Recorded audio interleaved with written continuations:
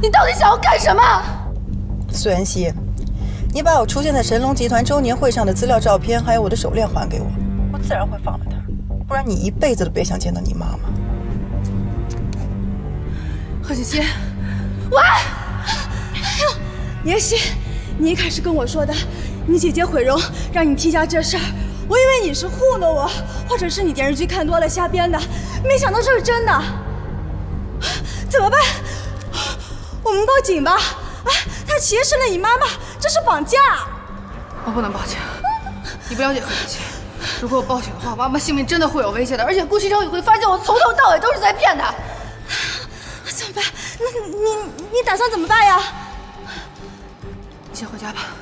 哎，妍希！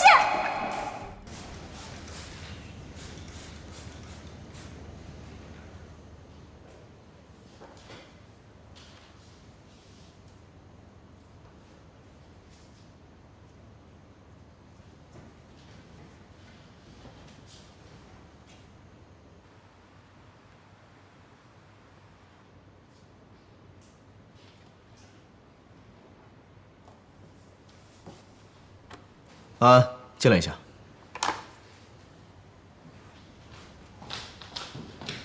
顾总，有没有人进过我的办公室？没有啊。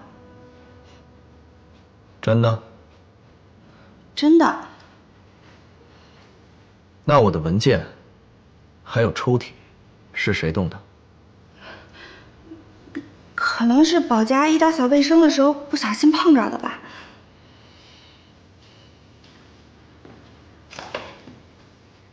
动我抽屉里的文件，是保洁阿姨的工作范畴吗？嗯？顾总，我不知道。还在撒谎！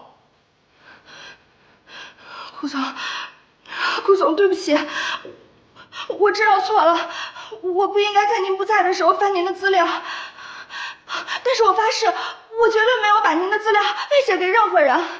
顾总，你要相信我呀！哼，承认的倒挺快的。